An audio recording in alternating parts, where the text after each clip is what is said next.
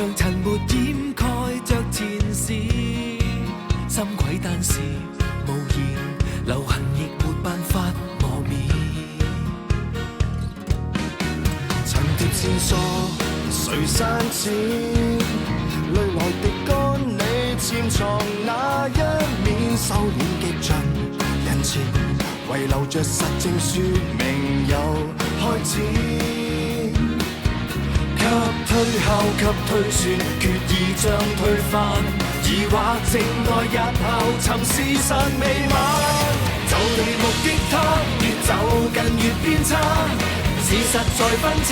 重重謎團連環事態，千種心理見解，一種天理已在旁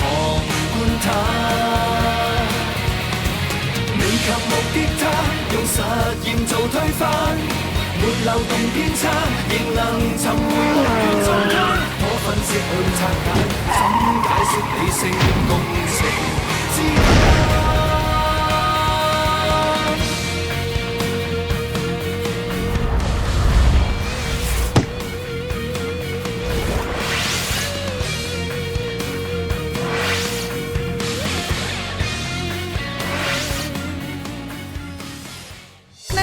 ពេជ្រក្នុងរឿងក្តីផ្សំខាងពេជ្រអាទិត្យមុនមិនទាន់ឃើញទេរឿងក្តីបាញ់គ្នាក្នុងសន្តាគារលើកនេះអាចដោយសារដណ្ដើមពេជ្រគ្នានៅកន្លែងកើតហេតុមានអ្នកណាមានទំនាស់ជាមួយកូនកំមុំដល់ថ្នាក់សម្លាប់គេគ្រាប់កំភ្លើងដែលបាញ់ចេញពីកំភ្លើងគ្រប់ដើមមានសញ្ញារបស់ខ្លួនឯងដូចជាស្នាមកញ្ចៅដៃមនុស្សកូនស្រីខ្ញុំស្លាប់យ៉ាងអយុត្តិធម៌មួយអ្នកដែលពាក់ព័ន្ធនឹងរឿងក្តីស្លាប់អស់2នាក់ហើយម្នាក់ទៀតត្រូវចាប់ខ្លួនខ្ញុំនឹងធ្វើគ្រប់មធ្យោបាយតាមរកអ្នកចុងក្រោយឲ្យឃើញយកគ្រាប់កំភ្លើងដែលបាញ់ចេញពីកំភ្លើងមកធៀបនឹងគ្រាប់នៅកន្លែងកើតហេតុមានមនុស្សនៅត្រង់នេះយកកំភ្លើងប៉ូលីសម្នាក់នោះឡើងមករួចហើយក៏ដើរមកត្រង់នេះហើយក៏បានកូនកំមុំស្លាប់អ្នកណាចង់សម្លាប់កូនកំមុំទេគ្មានមនុស្សចង់សម្លាប់កូនកំមុំទេគេគ្រាន់តែជួបឧបទ្ទហេតុប៉ុណ្ណោះហើយឃាតករចង់សម្លាប់អ្នកណាដែរអ្នកដែលឃាតករចង់សម្លាប់គឺជាកូនកំឡុះគ្រប់គ្នាប្រហែលជាចាំបានថាសរីរាង្គកូនកំមុំមានប៉ូតាស្យូមយ៉ាងច្រើន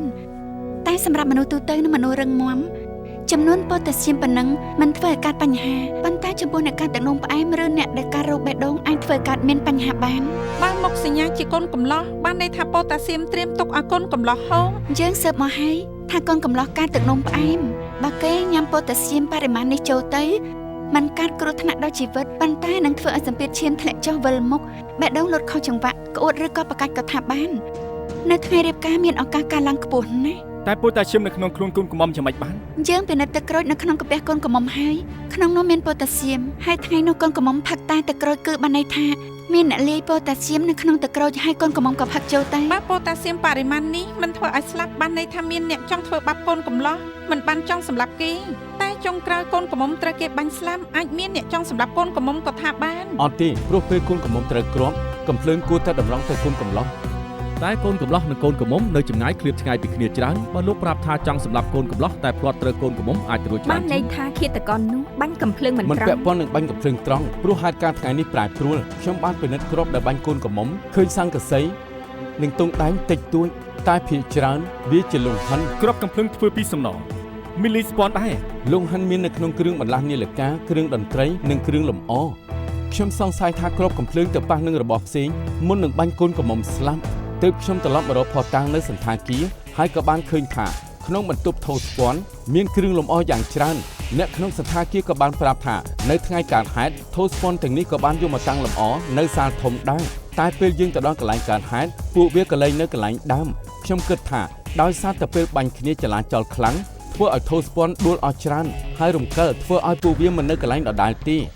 ដូច្នេះទើបយើងមិនដឹងខ្លួនក្រោយមកខ្ញុំទៅពិនិត្យម្ដងមួយកន្លែងឃើញថាលើថូស្ពាន់មួយមានស្នាមគ្រាប់បញ្ឆាកខ្ញុំពិនិត្យសារធាតុលង្ហិននៅលើថូហើយរួចយកមកប្រៀបធៀបជាមួយលង្ហិនដែលឃើញនៅលើគ្រាប់ដែលចំកូនកំមុំវាដូចគ្នាបេះដាក់ទើបខ្ញុំជឿជាក់ថាគ្រាប់បញ្ឆាកថូស្ពាន់រួចហើយក៏បាញ់ចំកូនកំមុំពេលយើងពិនិត្យទិសគ្រាប់យើងមិនបានដាក់ថូស្ពាន់នៅក្នុងបន្ទប់បញ្ជាក់ថាគ្រាប់ដែលបាញ់កូនកំមុំស្លាប់មកពីទីតាំង X តែបើពេលកូនកំមុំត្រូវគ្រាប់មានថូនៅពាំងមុខគ្រាប់នឹងចំថូមុនចំកូនកំមុំលទ្ធផលនឹងផ្លាស់ប្ដូរយើងពិនិត្យទិសគ្រាប់ជាថ្មីហើយក៏ឃើញថាគ្រាប់បាញ់ចេញពីទីតាំងវាយបានន័យថាគ្រាប់ដែលបាញ់ចំកូនកំមុំគឺជាគ្រាប់ដែលចេញពីទីតាំងវាយការពិតឃាតករគឺនៅម្ខាងទៀតការវិភាគទិសដៅឃាតករបើគ្មានធំមកដូរទិសគ្រាប់នឹងតម្រង់ទៅរកកូនកំឡោះ គឺបានន័យថាអ្នកដែលឃាតករចង់សម្លាប់គឺកូនកំឡោះ ដាក់ថ្នាំរួចហើយបាញ់មើលទៅឃាតករកុំកូនកំឡោះខ្លាំងណាស់ ក្រុមហ៊ុនកូនកំឡោះចិត្តរលំហើយមានអតិថិជនយ៉ាងច្រើនត្រូវខាតដើមអាចព្រោះតែរឿងនេះមានមនុស្សគុំគេហើយក៏ចង់សម្លាប់គេ យើងត្រូវស៊ើបរឿងកូនកំឡោះម្ដងទៀត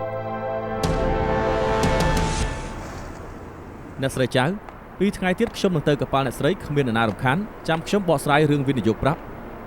អើមិនយល់ទេខ្ញុំនឹងបកស្រាយយ៉ាងយឺតម៉ាយយ៉ុងហ្វូជម្រុត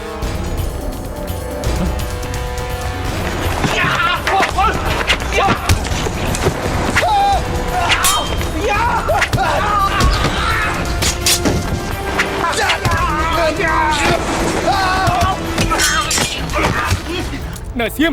វាធ្វើឲ្យខ្ញុំរលាអស់ពីខ្លួនខ្ញុំចង់សម្លាប់វាខ្ញុំចង់សម្លាប់វាឆ្នាំនេះកូនកំឡោះឆុងឆ្នាំទេដឹងក្រុមហ៊ុនខាតដើមអស់រាប់លានមិនបានរៀបការឲ្យគូដដឹងត្រូវស្លាប់ទៀតហើយក៏ត្រូវគេដេញសម្លាប់ទៀតម៉ាដាមអ្នកដែលដេញកាប់គេមិញនេះជាឃាតករដែលចង់សម្លាប់គេនៅស្ថានភាពមែនដែរទេ ចាំវិញសួរចម្លើយរួចក៏ដឹងហើយ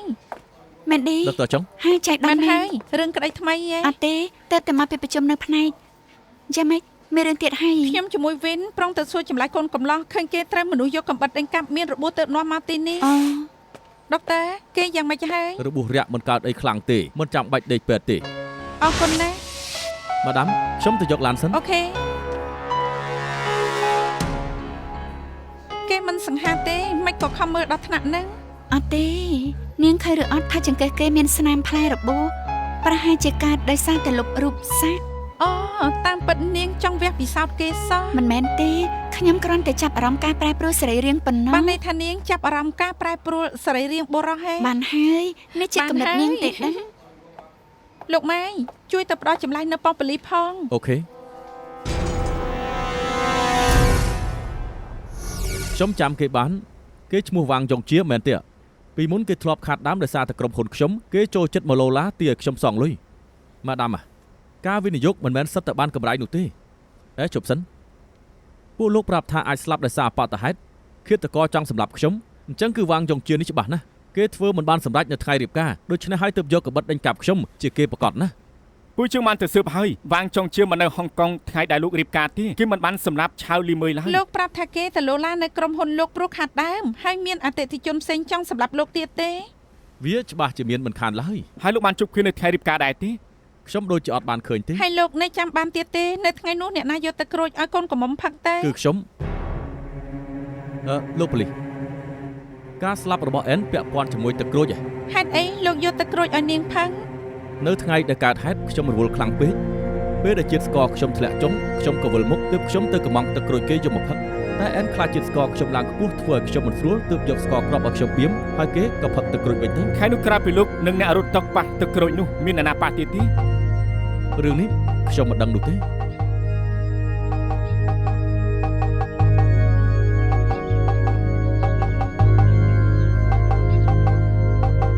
លោកម្ចាស់មានប៉ូលីសមករង ពួកលោកមានការអី ពួកយើងចង់សួរលោករឿងឆាលីមើយ មានអីចង់សួរទៀតហើយ មុននឹងស្លាប់បានប្រាប់លោកទេថាមានអ្នកណាគុំអនាគតគុំភាសាលោករហូតដល់ចង់សម្លាប់គេទេ អត់ទេគេមិនได้និយាយទេហើយមិនក៏ពួកលោកសួរបែប ព្រោះពួក នេះ យើងសង្ស័យថាអ្នកដែលឃាតករចង់សម្លាប់មិនមែនកូនស្រីលោកតែជាម៉ៃយ៉ុងហ្វូ ដូច្នេះទើបកូនស្រីលោកស្លាប់ដោយអបតវៈហេតុ កូនស្រីខ្ញុំមិនបានធ្វើអីខុសគេមិនគួរស្លាប់ទាំងបែបនេះនោះទេមកពីខ្ញុំជាកំហុសរបស់ខ្ញុំការពារអែនមិន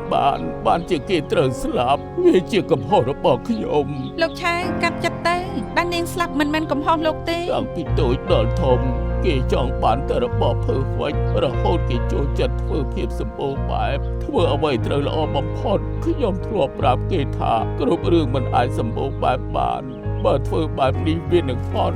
តាមពិតខ្ញុំខ្លាចថាគេកាន់តែរំពឹងកាន់តែខកបំណងតាំងពីតូចដល់ធំ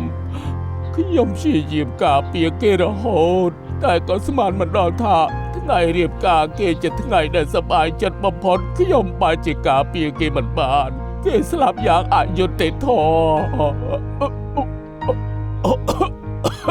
លោកម្ចាស់លោកម្ចាស់ កើតអី គាត់កាត់រោគបេះដូងមិនអាចឲ្យគាត់ stress ខ្លាំងទេលោកម្ចាស់ឆាប់លេបថ្នាំទៅ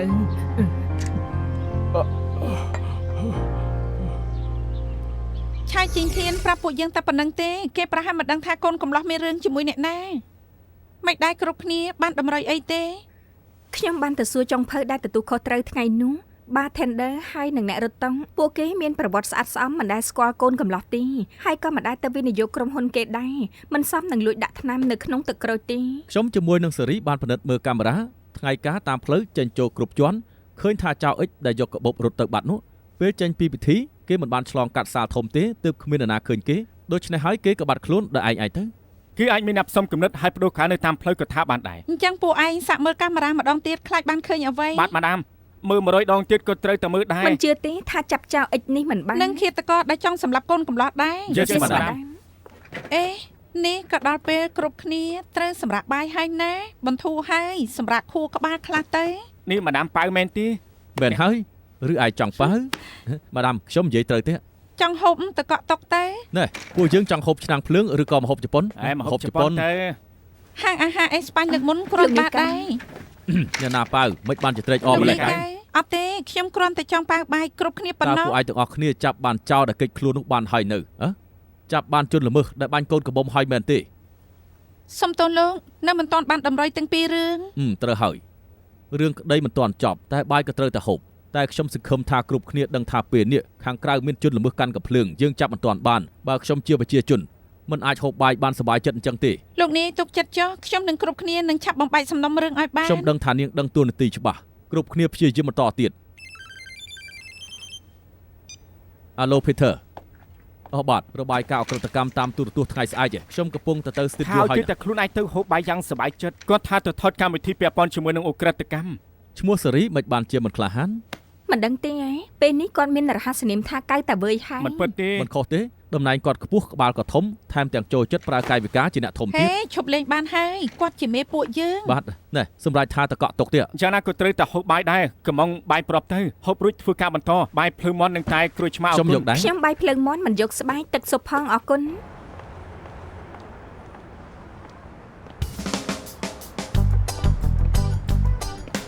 ហើយចាំខ្ញុំមិនបានទេមែនទេអ្នកនាងបានឲ្យខ្ញុំទៅរកពេទ្យព្យាបាលជំងឺ Marfan syndrome Marfan syndrome សឹងទៅផងចាំមិនបាន គ្រប់គ្នាបានមកលើកមិនចាំក៏មិនចម្លែកដែរខ្ញុំឈ្មោះ Frankie ហើយខ្ញុំឈ្មោះ Mandy អាការៈលោកចាំតែហើយ ខ្ញុំទៅរកពេទ្យហើយពេទ្យណាត់វះកាត់ខ្ញុំចង់អរគុណអ្នកនាងរហូតតែមិនបានជួបអ្នកនាងនៅ fitness ទៀតទាល់តែសោះថ្ងៃនេះបានជួបអ្នកនាងខ្ញុំចង់ប៉ាវបាយអ្នកនាងជាការអរគុណ ហើយរឿងតូចតាចមិនអីទេ មិនបានទេនាងបានជួយជីវិតខ្ញុំចង់ញ៉ាំអីដែរអាហារជប៉ុនឬក៏បារាំង ខ្ញុំមិនទាន់តាប់យល់ព្រមទេនៅចង់ឡើងទៅហាត់ប្រាណមែនទេ ហាត់ប្រាណចង់ហាត់ពេលណាក៏បានមិននាងចង់បដិសេធជាមួយខ្ញុំមែនដែរទេ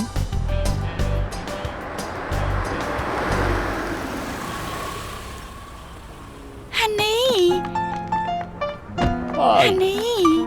ខ្ញុំចាំយូរហើយដឹងទេ ឡានផ្ទះពេកកុំខឹងអីណា អត់ទេមកចាំខ្ញុំណែនាំឲ្យស្គាល់គេឈ្មោះ Frankie ហើយនេះ Honey ខ្ញុំចង់ប៉ាស៊ឺ ដុកទ័រលោកជាពេទ្យមែនទេ អត់ទេឈ្មោះខ្ញុំទៅវិញតើ លើកមុនខ្ញុំប្រាប់រួយហើយតើថានៅ fitness មានអ្នកកើត Marfan syndrome គឺម្នាក់នេះហើយ គួរអាណិតណាស់នៅក្មេងសោះតែឈឺកើតរោគនេះត្រូវហាត់ប្រាណឲ្យបានច្រើនឲ្យសុខភាពរឹងមាំធានាថាថ្ងៃក្រោយមានអាយុប្រហែលនឹងខ្ញុំមានសុខភាពរឹងមាំអញ្ចឹងដែរ លោកនិយាយត្រូវការហាត់ប្រាណសំខាន់ណាស់អញ្ចឹងចាំថ្ងៃក្រោយចាំហូបបាយជាមួយគ្នា ល្អណាស់ បាយបាយ បាយបាយ យ៉ាងមិញនេះតាបកែសម្ដែងល្ខោនទេ ដូចបង្ខំចិត្តបន្តិចដឹកតែចឹង អូយើងក៏ឈ្មោះប៉ស៊ឺយើងទៅគោលចុងទៅខ្លាយជាដុកទ័រចុងគេស្ដាប់ខុសគិតថាយើងជាដុកទ័រឯងនេះចំមែនហើយបើឯងត្រូវការតួឯងប្រុសក្នុងជីវិតពេលណាប្រហែលជាយើងមិនបាច់មកធ្វើតួរងទេ ណាណាថាតាជាតួរីរងតាជាតារាសម្ដែងលេខ1នៅក្នុងចិត្តខ្ញុំ ប៉ុណ្ណឹងបានហើយថ្ងៃនេះឯងក៏បានរង្វាន់តារាសម្ដែងដូចគ្នាហើយឯងក៏ធ្វើការធ្ងន់គ្រាន់តែទទួលទូរស័ព្ទនឹងក៏បញ្ញាប់ទៅភ្លាមថ្ងៃនេះតាត្រូវហូបបាយជាមួយមិត្តចាស់ហើយលើកនេះឯងហាមកិច្ចមកវិញមុនទៀតណាឮទេ គ្មានបញ្ហាទេខ្ញុំមិនកិច្ចមកវិញមុនបានបង្អែមញ៉ាំដាច់ខាត អូអរគុណ សូមអញ្ជើញខាងនេះលោក ហើយអាលីនអាវាង អូអាសឿចាំអាយយូហើយ អាស៊ីណាសួស្ដីចាស់ទុំទៅ អំលីនអំវាង អូនេះសៀវសិនចៅស្រីឯងមែនដែរទៀតស្មានមកដល់ថាធំប៉ុណ្ណឹងទៅហើយ អូថែមទាំងស្អាតទៀតផង អរគុណ មិនស្អាតទេបើទៅប្រឡងមីសហុងកុងតាមទូរទស្សន៍នោះណាច្បាស់ជាមិនជាប់ទេ មកចាក់ឲ្យហើយកុំគិតតែឈរអង្គុយជជែកគ្នាទៅ អង្គុយទៅអូត្រូវហើយហេតុអីក៏អានីវជាមួយអាឈិនមិនមកហ៎ ហើយក៏ដឹងដែរថាអានេះមកយឺតរហូតអាឈិនវាឈឺសន្លាក់ដើរមិនរួចទេត្រូវចាំឲ្យចៅជូនមក និយាយពីរឿងនេះណាចៅប្រុសអាឈិនហ្នឹងក៏អាយុប្រហែលនឹងអាសិនដែរហើយកូនគេរៀបការកាលពី20ឆ្នាំមុនហើយតាជាមួយឯងក៏បានតែចូលរួមដែរនាងធ្លាប់លេងជាមួយចៅប្រុសគេដែរអូត្រូវហើយពេលនេះចៅប្រុសគេរៀបការហើយនៅហ៎ ហើយយ៉ាគេរៀបការនៅអាមេរិក2ឆ្នាំមុនឮថាពេលនេះគេកំពុងតែមានកូនហើយណា មិនក៏ឆាប់រៀបការម្ល៉េះ មែនហើយមែន អូខ្ញុំចាំបានថាអាឈិននៅមានចៅប្រុសពៅម្នាក់ទៀតអាយុតែជាងសៀសិនតែ2ឆ្នាំទេតែចរិតគេចាស់ទុំល្អណាស់ គេមានចៅប្រុសពៅដែរហី ត្រហអំវាំងពេលនេះអ៊ំនៅណា យើ ដែរ ងលោមកពីម៉ាកៅមកនៅជាមួយកូននៅតុងប៉ាន់សានឮថាបន្តិចទៀតគេនឹងផ្លាស់ទៅចិត្តកំពង់ផែស៊ូម៉ាយហើយម្ដុំនឹងសិតតែផ្ទះថ្លៃខ្ញុំក៏មិនដឹងដែរពេលនេះចៅខ្ញុំរកស៊ីអចលនទ្រព្យគេបានប្រាក់ខែច្រើនជាងគេនៅក្នុងក្រុមហ៊ុនគេប្រាប់ថាផ្ទះល្អពិបាករករបស់ល្អត្រូវតែលើកឲ្យគ្នាឯងមុនគេទើបត្រូវចៅប្រុសឯងពិតជាកតញ្ញូមែនតែចៅស្រីខ្ញុំអត់បានការសោះមួយថ្ងៃមិនដែលឃើញមុខក្រៅពីថ្ងៃបុណ្យខ្ញុំឃើញគេក្នុង poster តាមផ្លូវបានជួបគ្នាតែប៉ុណ្្នឹងឯង ហើយចៅស្រីឯងជាតារាហ៎ អត់ទេគេជាគ្រូបង្រៀនគួរ អូ ពេលឯងទៅក្រៅហើយឃើញ poster ធំជាប់ឡើងប៊ឹសស្ថាប័ន Queen of English នឹងហើយចៅស្រីរបស់ខ្ញុំបានឮថាស្ថាប័ន Queen of English នេះហើយណាស់ក៏មានលុយ1លាន2សែនដែរមែនដែរទៀតខ្ញុំមិនដឹងអីនោះទេតែគេរកលុយបានច្រើនខ្ញុំក៏អបអរជាមួយគេដែរ ត្រូវហើយ ត្រូវហើយសៀនសិនពេលនេះនាងធ្វើការឲ្យដែរទៅ ហើយចៅខ្ញុំនេះអត់បានការទេប្រាក់ខែក៏មិនច្រើននៅក្នុងក្រុមហ៊ុនមួយខែគេបានតែមិនដល់1លានផង សម្រាប់ថាធ្វើការអីទៅ ចៅខ្ញុំនេះអត់បានការទេទៅធ្វើជាពេទ្យ ធ្វើពេទ្យល្អតើធ្វើពេទ្យឯកទេសរកលុយបានច្រើនណាស់ ឯកទេសគេមិនបានលុយទេមិនសូវមានតំណែងទូទាំងហុងកុងមានតែ16នាក់ប៉ុណ្ណោះ សាខាឯកទេសឯណាមានប៉ុណ្ណឹងនោះ កុសលវិច័យរៀនចប់ពេទ្យ6ឆ្នាំហើយក៏រៀន6ឆ្នាំទៀតរួចហើយត្រូវប្រឡង2ដងទៀតទើបអាចធ្វើបានប្រឡងក៏ពិបាកការងារក៏ធ្ងន់អាជីពនេះណាមានស្រីតែ2នាក់ទេ ពុតជាអស់ចាមែន គ្មានអីអស្ចារ្យទេរឿងប៉ុណ្ណឹង ម៉ាពិសាតែពិសាតែ អរគុណ មិនបានគួរសមទេ ថ្ងៃនេះវិនប្រឡងបាន98ពិន្ទុប្រើសញ្ញាដកឃ្លាខុស2កូនកំពុងអានសភៅ ហើយបាត់ព្រិញរិទ្ធទៅណាទៅ គេប្រាប់ថាប្រឡងកណិតបាន100ពិន្ទុពេញពេលអូនមកពីអាមេរិកចាំយកឲ្យអូនមើលចុះ អាមេរិកទីចាំប៉ាបើកទ្វារឲ្យណា ត្រូវប្រជុំហើយអូខេជំនាញចាំនិយាយគ្នាបាយ មិនឌីគឺនាងទេ សួស្ដីលោកអ៊ំ មកចូលសិនមកណា ខ្ញុំទៅតែញ៉ាំបាយរួចហាងនេះធ្វើស៊ុបគ្រាប់ស្វាយចន្ទីឆ្ងាញ់ណាស់ទើបខ្ញុំទិញយកមកផ្ញើ មិនចាំបាច់គូសុំទេ មិនអីទេ គេមិនសុំខ្ចីកាមេរ៉ាមើលផ្កាយអាហារគ្រាន់តែជាថ្លៃកក់ទេដូច្នេះប៉ាយកកាមេរ៉ាឲ្យគេមើលទៅ យ៉ាងណាក៏សមដែរតាខ្ញុំអានព័ត៌មានប្រាប់ថាហុងកុងមាន UFO ទើបចង់ខ្ចីកាមេរ៉ាឆ្លុះផ្កាយឆ្លុះរក UFO ខ្ញុំស្គាល់តាខ្ញុំច្បាស់គាត់ចង់បានតែមួយផ្លែតក៏ឈប់ខ្វល់ហើយបើលោកព្រមឲ្យគាត់ខ្ចីពេលប្រើរួចក៏សងលោកវិញខ្ញុំក៏សំចៃលុយហើយ តានាងអារម្មណ៍ល្អមែនអារម្មណ៍ល្អតាមរក UFO តែជើងវិញសូម្បីតែព្រិញរិទ្ធក៏រកមិនឃើញដែរសង្ស័យមកពីចាស់ទើបបានជាមិនសូវចាំនឹងណា ធម្មតាប៉ាទុកប្រេងរត់ក្នុងទូនតា ពីថ្ងៃមុនគឺយើងប្រើរួចហើយទុកវិញដល់ផ្ទាល់ដៃរោគចនាក៏រោគមិនឃើញដែរមិនដឹងថាកើតរោគខ្សោយការចងចាំឬមួយក៏ចាំមិនបានទេមែនទេជួយរោគឲ្យបន្តិចទៅបានដែរទេ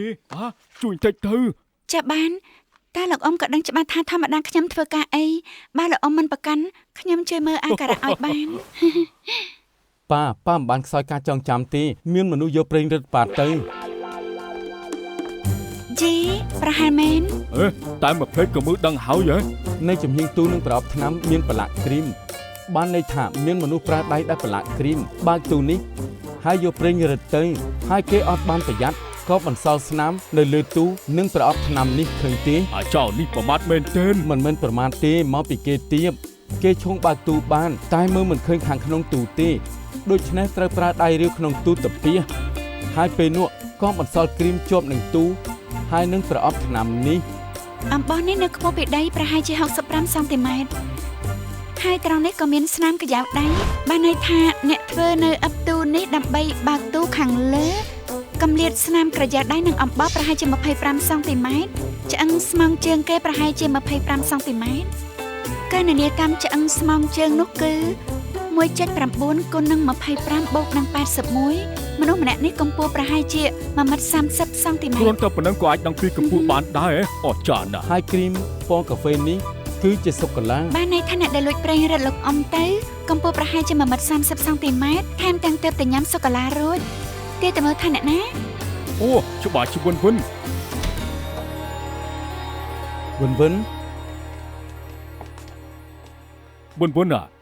ជុកប្រេងរឹតរបស់តាមែនទេនឹងហ៎ ខ្ញុំ ក្នុងបន្ទប់ធំក្លិនប្រេងរឹតមែនតើជុកប្រេងរឹតតាជុំមកលាបសក់ធ្វើអ្វីទៅនឹងហ៎ហិនទៅមក វិនកូនមិនស្រួលខ្លួនមែនទេ មិនស្រួលខ្លួនមិនត្រូវជុកប្រេងរឹតមកលាបសក់ទេត្រូវទៅពេទ្យណា បងម៉ានឌីជាពេទ្យស្រាប់អញ្ចឹងបងជួយមើលឲ្យទៅតើល្អទេ ខ្ញុំមិនកើតអីទេខ្ញុំគ្រាន់តែចង់មានសក់ក្រាស់ហើយវែងតែប៉ុណ្ណោះលីជាថ្នាក់ B ប្រាប់ថាពេលតាគេគ្មានសក់ក៏យកប្រេងរឹតមកលាបក្បាលមកផ្លែតសក់ក៏ដោះខ្ញុំគ្រាន់តែចង់មានសក់ក្រាស់ហើយវែង គ្មានអំណាចខាងវិទ្យាសាស្ត្រធម្មតាសក់របស់មនុស្សយើងមួយថ្ងៃដកបាន 0.3 ទៅ 0.4 មីលីម៉ែត្រក៏ទៅមួយខែដកបានដល់តែ 1 ទៅ 1.2 សង់ទីម៉ែត្របើអូនមិនកាត់សក់ពី3ខែនឹងសក់វែងដល់ខ្លួនឯង ខ្ញុំចាំយូរដល់ម្លឹងមិនបានទេ ហេតុអីក៏ចង់មានសក់វែងឆាប់ វិនប្រាប់តាមកថាអាចជួយបានទេ ជួយមិនបានទេ វិនចាំសំណួរអាយខ្ជូដែលបងសួរនៅថ្ងៃគ្រីស្មាសបានទេវិនប្រាប់ថាបងឆ្លាតណាស់អញ្ចឹងប្រាប់បងមកថាហេតុអីក៏ចង់សក់វែងឆាប់ជួនកាលបងអាចជួយវិនបានណា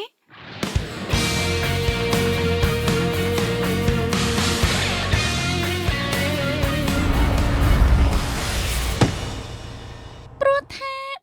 ប៉ាវវៃឆុងចូលចិត្តស្រីដែលសក់វែងណា អ្នកណាជាប៉ាវវៃឆុង ក្មេងប្រុសដែលប្រឡងបានលេខ1ក្នុងថ្នាក់គេ ប៉ាវវៃឆុងបានលេខ1ខ្ញុំបានលេខ2តែគេមិនចូលចិត្តលេងជាមួយខ្ញុំគេចូលចិត្តលេងជាមួយវ៉ាស៊ីលីដែលជាប់លេខ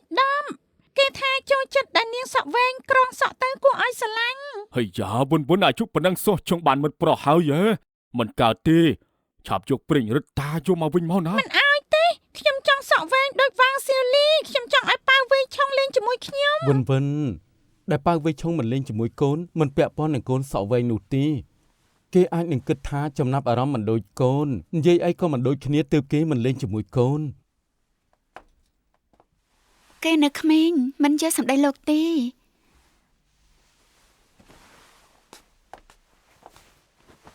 វិនពេលនេះអូនចង់លេងជាមួយនឹងប៉ាវវៃឆុងហ៎តែពេលអូនធំឡើងអាចនឹងមិនចង់លេងជាមួយគាត់ថាបាន មិនអាចទេ អញ្ចឹងបងនឹងធ្វើការពិសោធន៍វិនចង់ដឹងថាពេលធំឡើងអូននៅចង់លេងជាមួយគេទៀតដែរទេ ការពិសោធន៍បែបនេះដែរ មានរូបប៉ាវវៃឆុងទេ ម្នាក់នេះឲ្យប៉ាវវៃឆុង គេរកគេម្នាក់ឯងចេញមក អូយប៉ាវៃឆុងម្នាក់នេះសង្ហាមែនដូចយើងកាលនៅពីក្មេងអញ្ចឹងថាបានវិនចូលចិត្តគេណា ប៉ា ណែពេលនេះខ្ញុំយករូបគេដាក់ចូលក្នុងកម្មវិធីបន្តិចទៀតអូននឹងបានឃើញថាអនាគតប៉ាវវៃឆុងនឹងទៅជាយ៉ាងម៉េចធម្មតាប៉ាវវៃឆុងចូលចិត្តញ៉ាំអី គេចូលចិត្តហូបសូកូឡារបស់បងបងហើយនឹងទឹកក្រូចទៀត ណែពេលនេះប៉ាវវៃឆុងអាយុ8ឆ្នាំនៅជាកូនក្មេងអំឡុងពេលដែលគេកំពុងធំធាត់អរម៉ូនភេទនឹងមានឥទ្ធិពលចំពោះរូបរាងដូច្នេះក្រពេញខ្លាញ់កាន់តែរីកធំហើយគេក៏ញ៉ាំតែនំរួចចូលចិត្តញ៉ាំរបស់មានជាតិស្ករច្រើនហើយនៅរបស់បំពងរឹតតែធ្វើឲ្យក្រពេញខ្លាញ់រីកធំដូច្នេះពេលគេអាយុ18ឆ្នាំគេនឹងខ្លាយជាបែបនេះ វ៉ាកើតមុនពេញមុខ អូយមិនមែនតែប៉ុណ្្នឹងទេប្រាប់មកថាគេចូលចិត្តហាត់ប្រាណឬអត់ គេមិនចូលចិត្តរៀនកីឡាទេ ញ៉ាំតែរបស់មិនល្អហើយមិនចូលចិត្តហាត់ប្រាណធ្វើឲ្យស្ទះក្រពេញខ្លាញ់បានន័យថាពេលគេអាយុបាន28ឆ្នាំគេនឹងខ្លាចជាបែបនេះ មិនឌី ឈប់សិនវិនអូនដឹងទេថាសក់មនុស្សយើងកំពុងតែលូតលាស់មាន85ទៅ 90% ហើយ10ទៅ 15% ស្ថិតនៅក្នុងពេលឈប់លូតលាស់ហើយក៏រស់ដល់មនុស្សយើងអាយុលើ30សក់ដែលស្ថិតនៅក្នុងពេលលូតលាស់ក៏ថយចុះរឿយៗតែសក់ដែលឈប់លូតលាស់នឹងរស់នឹងមានការឡើងទៅរឿយៗនិយាយឲ្យស្រួលស្ដាប់គឺនឹងមានសក់រស់ច្រើនជាងសក់ដែលដុះដូច្នេះពេលប៉ាវវៃឆុងអាយុ38ឆ្នាំនឹងក្លាយទៅជាបែបនេះ ធំឡើងអាក្រក់បែបនេះ វិនវិននៅចង់ធ្វើមិត្តគេឬក៏អត់ហ៎ លោកតាខ្ញុំចង់ទៅកក់ វិនវិនមិនទាន់លើពីអាយុ48និង68ទេ មិនឌីខ្ញុំគ្រាន់តែចង់បដៅកូនថាមិនចាំបាច់ផ្លាស់ប្ដូរខ្លួនឯងដើម្បីមានមិត្តថែមមិនបាច់ធ្វើឲ្យគេខ្លាចអញ្ចឹងទេ ខ្ញុំអត់នោះទេកាត់ចាស់ឈឺស្លាប់ជារឿងធម្មតារបស់មនុស្សយើងបើវិនវិនទទួលយកសភាពប៉ៅវ័យឆុងនេះអនាគតមិនបានទេនោះតែពេលនោះគេនៅចង់ធ្វើជាមួយប៉ៅវ័យឆុងធ្វើអីវិធីនេះល្អសឹងអីត្រង់ហើយបានផលល្អទៀតផង នាងធ្វើឲ្យកូនខ្ញុំខ្លាចពេញទំហឹងហើយ គេមិនកំសាកដល់ម្លឹងទេ មិនមែនថាគ្រប់គ្នាសិតតែដូចនាងទេ8ឆ្នាំចេះវះពោះអង្កែប12ឆ្នាំសិក្សាម៉ាំងមីសម័យអេស៊ីបថែមទាំងមានអត្ថបទអក្រិតកម្ម បែប ទៀ នេះ ង ហើយតាហ៊ាននេះមិនមែនទេសភៅដែលខ្ញុំអានវាល្អពិតមែ តែ ន កូនស្រីខ្ញុំអានរឿងស្រីតូចមុខក្រហម ស្រីតូចមួកក្រហម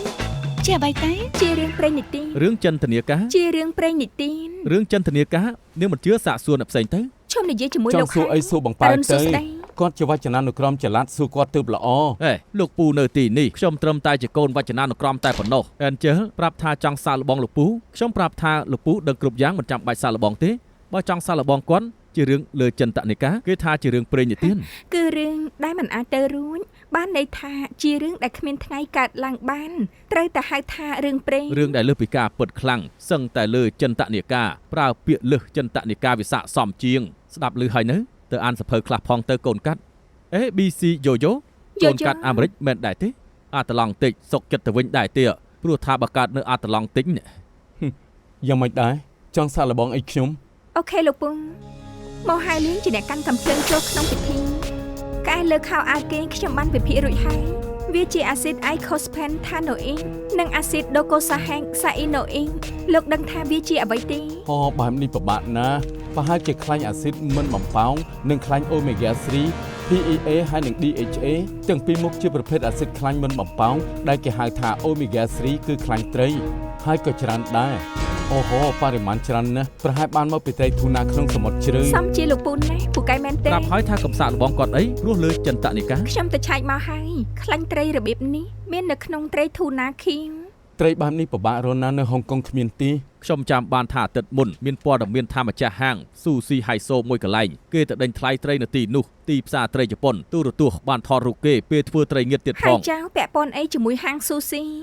ទៅហាងស៊ូស៊ីត្រូវតែហូបស៊ូស៊ីចោលប្រហែលជាមានកំភ្លើងហូបស៊ូស៊ីដល់ឆ្អែតមានកំភ្លើងក៏ទៅប្លន់ហាងពេជ្រទើបមានខ្លាញ់ត្រីប្រឡាអៅ នេះជាហាងស៊ូស៊ីហៃសូតើតែអ្នកមានទៅមានលុយទៅហាងស៊ូស៊ីបែបនេះបើមានលុយហើយទៅប្លន់គេធ្វើអី ប្លន់ហើយមានលុយហើយទើបទៅហូបស៊ូស៊ី ប៉ុន្តែ គ្រប់យ៉ាងសុទ្ធតែអាចទៅរួចតែស្នាមប្រឡាក់ធំយ៉ាងនេះមិនមែនកើតមកពីការហូបស៊ូស៊ីទេ មិនមែនប្រឡាក់ពេលហូបស៊ូស៊ីតើទៅប្រឡាក់មកយ៉ាងម៉េច អាចទៅរួចថាគេធ្លាប់ចាប់ត្រីមួយនេះ ចាំខ្ញុំទៅឆែកមើលថាហាងស៊ូស៊ីឈ្មោះហាងអី ថ្ងៃនេះនឹងចូលចិត្តយូហ្គាយប់នេះមិនខាននោះទេគ្រូម្នាក់នេះទោះជាមកពីអាមេរិកតែបង្រៀនបានល្អខ្លាំងណាស់ គ្រូម្នាក់នេះច្បាស់ជាមនុស្សប្រុសហើយសង្ហាទៀតផង មិនមែនទេជាមនុស្សស្រី ពិបាករនណាស់តាំងពីឡើងឡាននាងសរសើររហូតធម្មតានាងសឹងតែមិនដែលសរសើរមនុស្សស្រី ក្នុងនាមជាស្រីវ័យធម្មតាអកមុនកំពុងពុកកញ្ជ្រោលការស្វែងរកស្នេហាជារឿងធម្មតានាងកុំនិយាយធ្វើដូចជាខ្ញុំឈួតជាមួយប្រុសអញ្ចឹង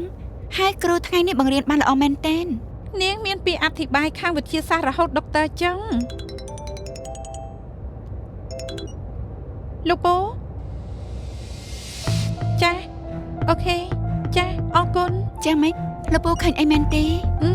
វិនលោកពូប្រាប់ថាកាយលើអាវមួហាលៀងគឺជាខ្លាញ់ត្រីធូណាពណ៌ខៀវសង្ស័យថាជនល្មើសធ្លាប់ចាប់ត្រីនេះទាំងហុងកុងមានតែហាងស៊ូស៊ីជីនសាន់ឆាងដែលមានត្រីប្រភេទនេះ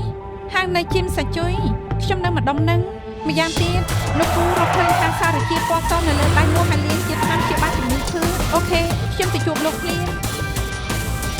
លោកពូប្រាប់ថាសារធាតុពណ៌សនៅជាប់ដៃមោហៅលៀង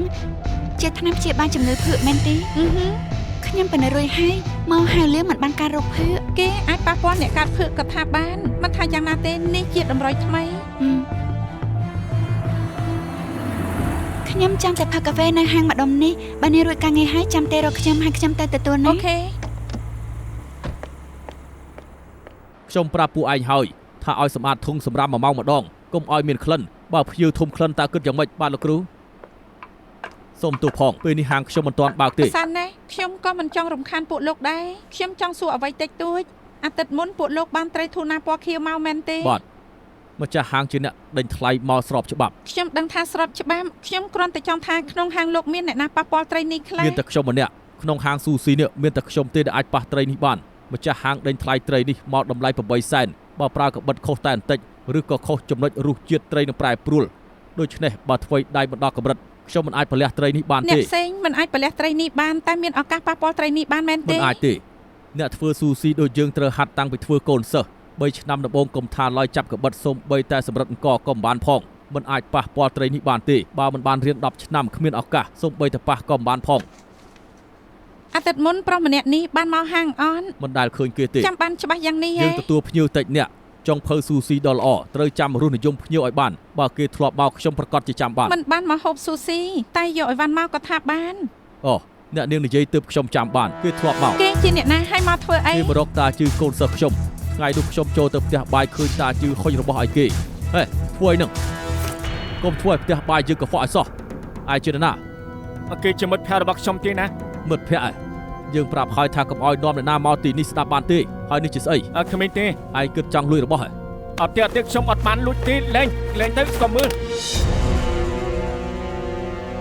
ខ្ញុំស្មានថាតាជឺមកលួចត្រីធូណាពណ៌ខៀវតាមពិតជាកំភ្លើងខ្យល់សោះ បែបលោកដឹងថាជាកំភ្លើងខ្យ តា ល់ ជឺក្រៅពីចូលចិត្តហូបគេចូលចិត្តលេងកំភ្លើងបំផុតខ្ញុំធ្លាប់ប្រាប់គេហើយថាបើចូលចិត្តលេងកំភ្លើងទៅធ្វើជាប៉ូលីសទៅឬក៏ធ្វើជាចោរទៅតែមនុស្សកំសាកដូចជាគេធ្វើប៉ូលីសក៏មិនប្រកែហើយក៏មិនហ៊ានលួចដែរ តែជាការរកសារស្បែកអត់ដូចជាជំងឺភឿ មានទេអាជីពនេះផ្ដល់ភាពសំខាន់ដល់រូបរាងណាស់បើភ្ញៀវឃើញយើងការរកសារស្បែកគេធ្វើយ៉ាងម៉េចពេលលាបអាហារចូលទៅ ពេលនេះគេនៅឯណា ថ្ងៃនេះបើកប្រាក់ខែគេច្បាស់ជាទៅចុចបើកលុយនៅទូ ATM ផ្លូវបំបែក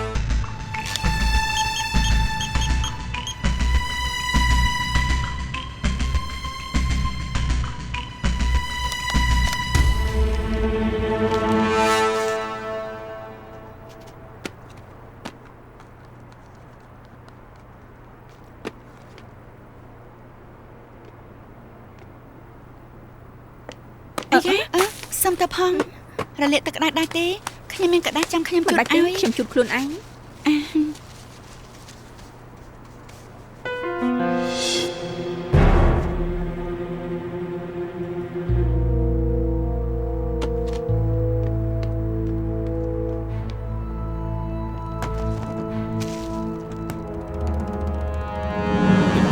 ទៅបានហើយ លោកពូប្រាប់ថាក្អែលើអាមួហាលៀងជាខ្លាញ់ត្រីធូណាពណ៌ខៀវទាំងហុងកុងមានតែហាងស៊ូស៊ីជីនសាន់ឆាំងដែលមានត្រីប្រភេទនេះ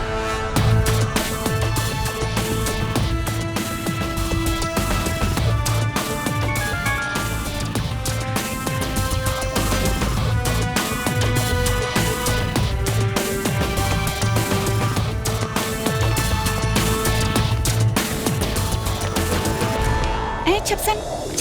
កុំអត់តែ មានកាយ ខ្ញុំធ្វើកាហ្វេកពុបលើមរបស់លោកសង្ស័យគេរលាកទៅរកពេទ្យទៅតែល្អទេ ខ្ញុំមិនអីទេ មិនបានទេរលាកទឹកក្តៅមិនមែនជារឿងតូចតែពិនិត្យនៅមន្ទីរពេទ្យទៅល្អ តាម ជាង ថាមិនចាំបាច់ទេ មិនបានទេពួកលោកស្ដាប់ខ្ញុំសិនខ្ញុំចេញថ្លៃព្យាបាលឲ្យស្ដាប់ខ្ញុំសិនទៅ ឆាប់ចេញទៅ យើងជាប៉ូលីសកុំកម្រើ រត់ទៅ ទេកុំរត់ តាជើង ចាត់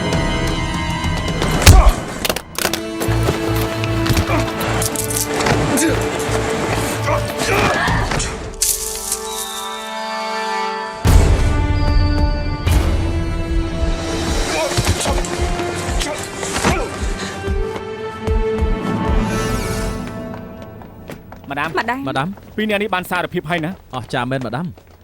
តែស្មានមកដល់ថាចៅអីជាស្រី នេះគេគឺវ៉ាងឆាំងជីងជាបងប្អូនវ៉ាងឆាំងជឿដែលត្រូវចាប់ខ្លួនមកគេនឹងមកហាលៀងជាគូសង្សារ វ៉ាងឆាងលីនជាមួយនឹងម៉ូហៅលៀងបន្លំខ្លួនធ្វើជាអ្នកទិញដើម្បីផឹងពេជ្រនៅហាងជីនជួនមិនហើយចង់ដណ្ដើមយកពេជ្រទាំងអស់ ពួកគេដឹងថាចៅផាត់ហាងពេជ្រមានថ្មីដៃមិនធម្មតាទៅពឹងវ៉ាងឆាំងជឿឲ្យជួយទិញកំភ្លើងឲ្យគេពេលមកហាលៀងទៅយកកំភ្លើងពីវ៉ាងឆាំងជឿធ្វើឲ្យអាវប្រឡាក់ត្រីធូណាពណ៌ខៀវក្រោយមកផ្នែកកសលវិច័យនឹងពួកយើងក៏រកគេឃើញទីបំផុតក៏បំបែកសំណុំរឿង ម៉ា បា ដាម ន ជាមួយវិញក្លាហានហើយពូកែធ្វើអាចចាប់ពួកគេបាន តែវាងឆាងលីងមានកំភ្លើងក្នុងដៃ លើកនេះត្រូវអរគុណដុកទ័រចុងដែលជួយបន្លាយពេលឲ្យពួកយើងហើយនៅពួកនាងដែរ ដែលលើកនេះការងារបានសម្រេចព្រោះពួកយើងជួយគ្នាយប់នេះខ្ញុំប៉ាវបាយ អរគុណម្ដាមលើកនេះអ្នកណាប៉ាវបាយ លើកនេះការយើងបំបែកសំណុំរឿងបាញ់គ្នាក្នុងមង្គលការបានហើយចាប់ជនល្មើសបានហើយ ធ្វើបានល្អណាស់ តាមពិតទៅព្រោះពួកយើងជួយគ្នាទេ លោកនាយកៅបើមានស្នាដៃសុំនឹងទទួលរង្វាន់មែនទេគួរតែនាំពួកយើងទៅប៉ាវដើម្បីបើកម្លាំង ពិតមែនហើយបើលោកនេះឲ្យកម្លាំងចិត្តពួកយើងនឹងកាន់តែអាសាបំបាយសំណុំរឿងទាំងអស់នៅហុងកុងបានជាមិនខាននោះទេប៉ាវបាយមិនមែនជាបញ្ហា អរគុណ លោកតែសម្រាប់បានពាក់កណ្ដាលប៉ុណ្ណោះនៅចាប់ឃាតករដែលសម្លាប់កូនកំមុំមិនទាន់បានដូច្នេះគ្រប់គ្នាព្យាយាមបន្តទៀតហើយស្អែកយករបាយការណ៍មកដាក់លើតុខ្ញុំឈប់រំខានហើយ ចាលោក ថ្ងៃស្អែកយករបាយការណ៍មកដាក់លើតុខ្ញុំឈប់រំខានហើយ តាមពិតមិញនេះគាត់និយាយត្រូវរឿងក្តីនេះមិនទាន់ចប់ពិតមែន ម៉ាដាមកុំប្រាប់ណាថាម៉ាដាមជឿកៅតាវៃជុំនេះឈប់លៀងហើយមកហូបបាយប្រអប់វិញមុខឯងស្លេកបែបនេះកុំប្រាប់ណាថាឃ្លឿនឡើងស្វាងភ្នែកនោះ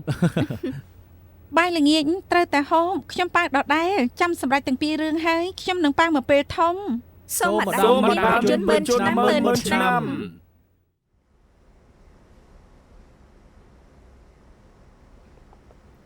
ខ្ញុំយកមកបាច់ ចា នេះ ចាំខ្ញុំខ្ចាប់ជូន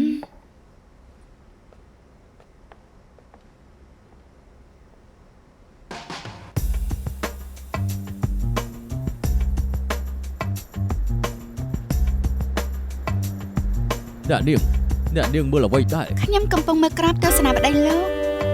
សូមខ្ចីមើលសិន ពេលនេះដើមទ្រូងធំក៏អត់ប្រយោជន៍ដែរប្រហែលឆ្នាំក្រោយក៏យាធ្លាក់បែបថង់កាហ្វេដូចតែគ្នាដឹង ខ្ញុំសូមខ្ចីសិន នៅក្មេងសោះភ្នែកបញ្ញប់ទៅហើយអីអូយចាំមែន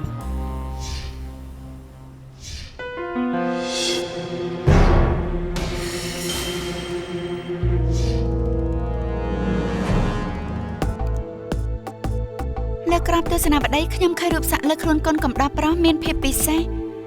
ទីបំផុតខ្ញុំក៏ដឹងថាជាការចេញមករបស់ហាងសាក់មួយនេះ ស្លាប់គូហើយចំនួនពាក្យស្រឡាញ់សាកសមចំពោះគូស្នេហ៍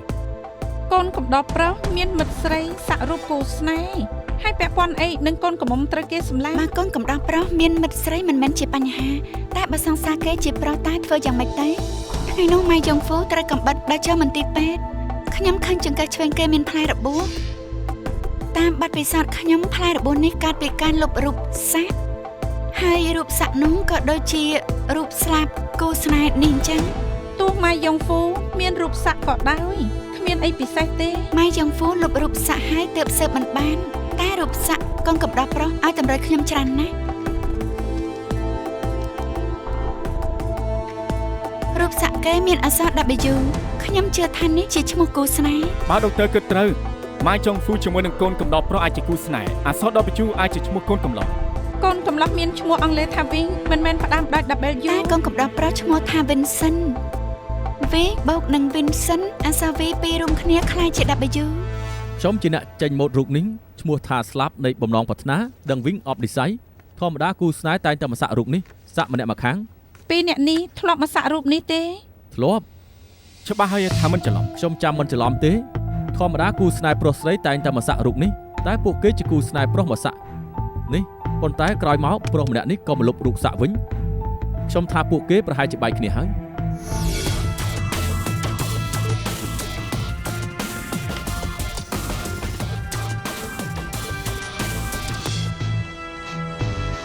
ចាំមិនដែរ ហើយមេឌី ហើយ ប្រធានពូក៏មកដែរ ដំបូងឡើងតឡាការហើយចង់រកមនុស្សឲ្យប៉ាវបាញ់ទៅតែត្រូវមិនឌីនាំមកទីនេះ ខ្ញុំនាំមកមើលរបស់ល្អនតា អរគុណ យើងដឹងច្បាស់ហើយថាកូនកំឡោះម៉ៃយ៉ុងហ្វូជាមួយថេជីនកូនកំដរប្រុសជាគូសង្សារពួកគេធ្លាប់សាក់រូបគូសង្សារតែមួយរយៈនេះកូនកំឡោះទៅលុបរូបសាក់ចោលគិតថាពួកគេប្រហែលបែកគ្នាហើ ពួក យ យើងក៏មកបើកមើលវីដេអូមង្គលការក្រៃលោកបានតម្រុយថ្មី ប្រស្នាដោះបានហើយព្រោះស្រឡាញ់បានជាគុំគួនអ្នកកំដរកូនកំឡោះគុំដែលត្រូវគេសំបែកក៏ចង់សម្លាប់កូនកំឡោះតែផ្្លាត់ស្នៀតទៅត្រូវកូនកំមុំវិញ ស្ដាប់ទៅមានហេតុផលតែមិនសមស្របនឹងភ័ស្តុតាងតាមការពិនិត្យភ័ស្តុតាងនិងចម្លើយរបស់សាស័យពេលកើតហេតុបាញ់គ្នាកូនកំដរប្រុសនៅជាមួយកូនកំឡោះរហូតគ្មានកំភ្លើងមិនអាចសម្លាប់កូនកំមុំពីចម្ងាយ ពិត ទេ មែនហើយក ូនកំដរប្រុសពូកែមែនបែកគ្នាហើយនៅធ្វើជីវិតភ័ក្រកូនកំដរទៀតថែមទាំងញញឹមបែបនេះ ពួកគេអាចកំពុងសម្ដែងល្ខោន បើសម្ដែងគេច្បាស់ជាបានរង្វាន់គេធ្វើបានសមណាស់អាចារ្យសាកទៅកន្លែងមិត្តភ័ក្តិផឹកអបអរជាមួយកូនកំមុំបន្តិចមើល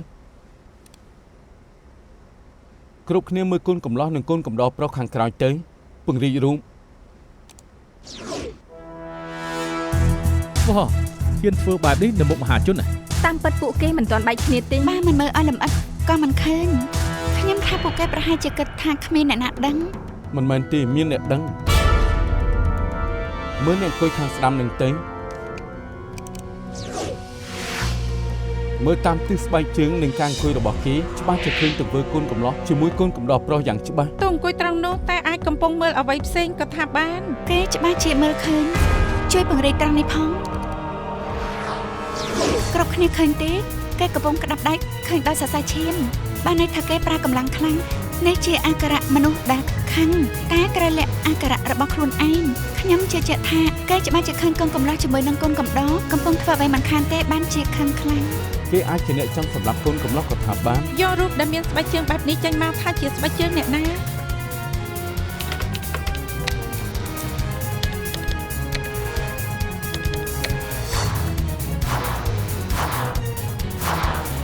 រកឃើញហើយ ថាក្រោយទៅ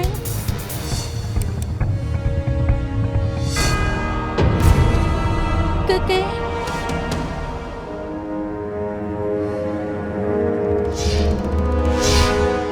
លោកម្ចាស់នៅរៀនហាលមកតាមខ្ញុំមក លោ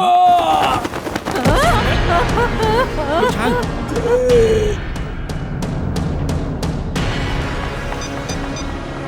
អាឡូមានមនុស្សស្លាប់លើអគាររបស់ យើងជាប៉ូលីសកុំកម្រើអធិការលីងឈៀនអឺផ្នែកអក្រិតកម្មលោកជាជនសង្ស័យរឿងក្តីឆាយជីងធានធ្លាក់អាគារ ខ្ញុំមិនបានច្រើនគេទេតែគេចង់សម្លាប់ខ្ញុំ គេចង់សម្លាប់លោកទេ